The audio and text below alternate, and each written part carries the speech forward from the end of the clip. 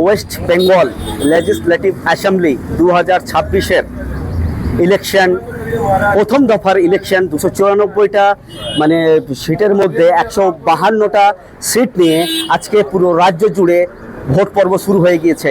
আমরা এখন এই মুহূর্তে আমরা এখন উপস্থিত রয়েছি পশ্চিম বর্ধমান জেলার খনি শহর রানীগঞ্জের 278 নম্বর অ্যাসেম্বলিতে, যেখানে আমরা গ্রাউন্ড রিপোর্ট সকাল থেকে প্রতিটা বুথে ঢুকে আমরা আমাদের পিবিটিভি ক্যামেরার মাধ্যমে আমাদের দর্শকদের সরাসরি দেখাচ্ছি। পশ্চিম বর্ধমান জেলায় 9টি বিধানসভার মধ্যে এখন আমরা রয়েছি 278 নম্বর বিধানসভা 91 নম্বর ওয়ার্ড রানীগঞ্জের গির্জাপাড়া এলাকাতে, এবং যেখানে আমরা এই মুহূর্তে উপস্থিত রয়েছি Harshankar Bhattacharya institute of technology and mining কলেজের ঠিক প্রিমাইসেসের বাইরে এন্ট্রান্সে, যেখানে সকাল থেকে আজকে পুরো শহর জুড়ে শান্তিপূর্ণভাবে ভোট চলছে। আপনারা দেখছেন সরাসরি আমাদের পেজের মাধ্যমে যারা ভোটার তারা ভোট দিয়ে খুব শান্তিপূর্ণভাবে ভেতর থেকে বাইরে আসছেন এবং ভোট পর্বে যাচ্ছেন, সেই দৃশ্য আমরা তুলে ধরছি আমাদের পিবিটিভি ক্যামেরার মাধ্যমে। এবং আপনাদেরকে জানাই, রাজ্য পুলিশ এবং তার সাথে সাথে কেন্দ্রীয় বাহিনীর যৌথ উদ্যোগে খুব সুষ্ঠুভাবে চলছে ভোট পর্ব পুরো জেলা জুড়ে। আমরা রানীগঞ্জ শহরের বিভিন্ন ওয়ার্ডগুলি আমরা তুলে ধরলাম।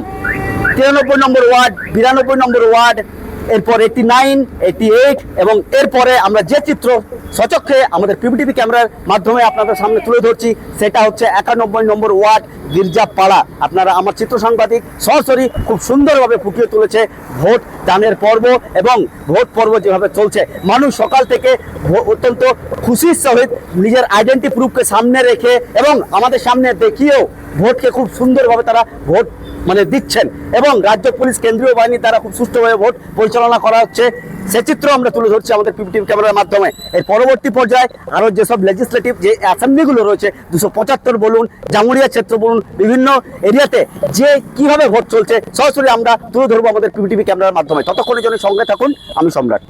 रानीगंज के वार्ड नंबर 91 के गिरजापाड़ा क्षेत्र में स्थित मतदान केंद्रों पर सुबह से ही वोटिंग प्रारंभ हो गई है।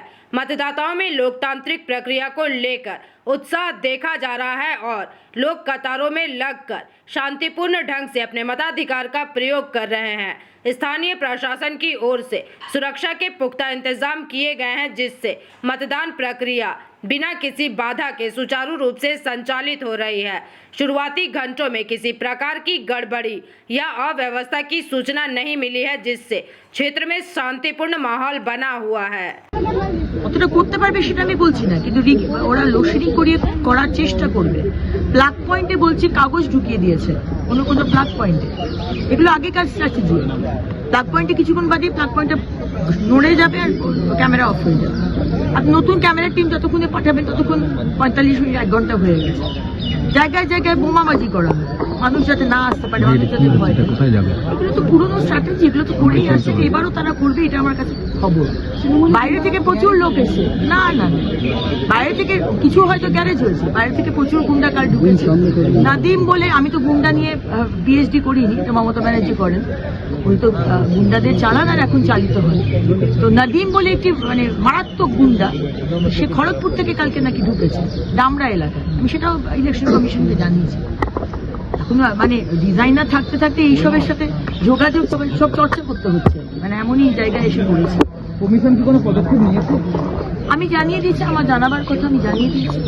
যেখানে সকালবেলাতে শুনলাম আমাদের যে গর্গডাঙ্গার যে দুটো বুথ, সেখানে সুবীর ব্যানার্জি, যিনি জানেন আপনি হাফ প্যান্ট পরে আমাকে হেকল করতে এসেছিলেন, সেই সুবীর ব্যানার্জি গ্রামে গ্রামে গিয়ে থ্রেটেন করছে মানুষকে। আমি ইলেকশন কমিশনকে জানিয়েছি। সুতরাং খবর আমাদের কাছে সঙ্গে সঙ্গে চলে আসছে। আপনি এখানকারই ভোটার, ছোট থেকে এখানেই ভোট দিয়েছেন, এই ভোটটা কতটা ভোটার হিসেবে আলাদা লাগছে আপনার কাছে? ভীষণ আলাদা। বাংলাকে তো বাঁচাতে হবে। আজকে বাংলায় কি অবস্থা বলুন তো, ছেলে মেয়েগুলোর কোনো চাকরি নেই, ফার্স্ট প্রায়োরিটি তো আমাদের চাকরি। এই রাত দিন মমতা ব্যানার্জি হিন্দু মুসলিম করে যাচ্ছে। এই দুর্গাঙ্গন, দুর্গাঙ্গন করে কটা লোকের পেট চলবে? জগন্নাথ কালচারাল সেন্টার করে কটা লোকের পেট চলবে? এইসব এখন এগুলো গিমিকগুলো এখন আর চলে না।